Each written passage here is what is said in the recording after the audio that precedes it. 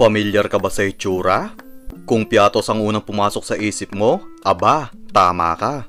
Huwag mo nang hanapin ito sa iba, dahil dito mo lang sa akin ito unang makikita. Sa recipe natin na ito, may piatos ka na, tapos may french fries ka pa. Kapag natikman mo itong piatos ko, isa lang ang masisigurado ko, mapapasipsip ka sa daliri mo. Yo, what's up mga kaloko? Ako nga pala ang inyong Lokong Kusinero and welcome to my cooking channel. Ang recipe natin for today ay homemade piatos. Malutong at masarap ito dahil cheese powder ang nilagay natin dito. Guys, siya nga pala magpapag-giveaway ako ng Lokong Kusinerong chopping board. So, paano manalo? Simple lang, i-share mo lang ang mga bagong video ko, i-like mo na din ito, at tapusin mo ang panonood dito. Mag-comment ka na din, malay mo ikaw ang mapili ko. At sa katapusan ng May, mayroon ka ng chance na manalo. O diba, madali lang, natuto ka na, napangiti ka na, at nagka-chopping board ka pa.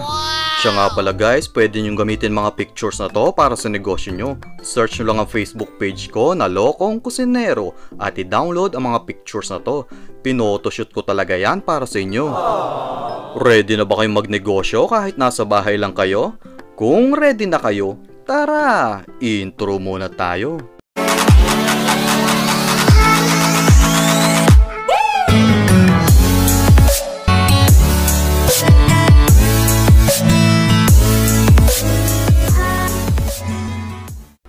Kung bago ka sa channel ko, please click the subscribe button and the notification bell icon para ma-update kayo sa susunod nating mga video. Sarap, tamis. Oh yes. Gagamit tayo ng 3 pirasong patatas, 30 grams cheese powder, at mantika sa pagpirito.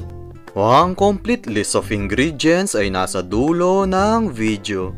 So ngayon guys, balatan natin ang patatas. Nipisan lang natin ang pagbabalat dito. Pero kung gusto mong kapalan, sige, gawin mo. Ewan ko lang kung may makain pa kayo.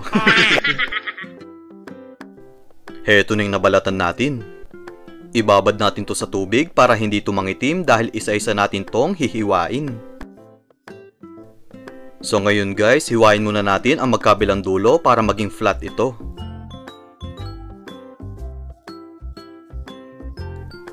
Then, itayo nyo ang patatas nyo. Hihiwain natin ng hugis hexagon para maging itsurang piatos ito. Kailangan diretso ang kutsilyo nyo para yung ilalim, hexagon pa din ang hugis nito. Yung mga sobra guys, pwede nyo gawin french fries ang mga ito. Kung baga, sa isang patatas, 2 recipe ang magagawa nyo. Kita nyo na guys, parang piatos ang itsura. Hiwain na din natin ang pang french fries natin.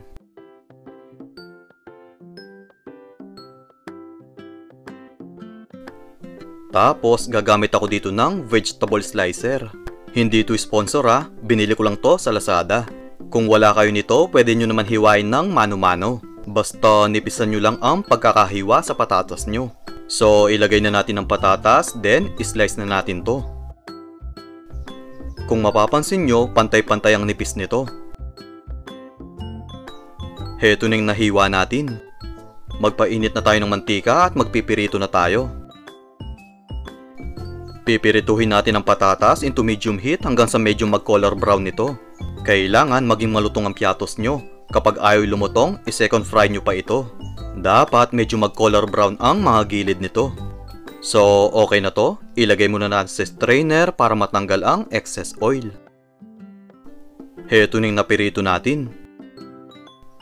Tapos, budburan natin to ng cheese powder. Pwede din kayo gumamit ng barbecue at sour cream powder. Kung wala talaga, iodized salt na lang ang ilagay nyo dito. Pero kung walang-wala talaga, hayaan mo na. Ang hirap mag-isip, grabe ka. Heto na ang ating homemade piatos. So, tikman na natin to. Sarap, tamis. Try nyo din ang recipe na to, paniguradong masasarapan kayo.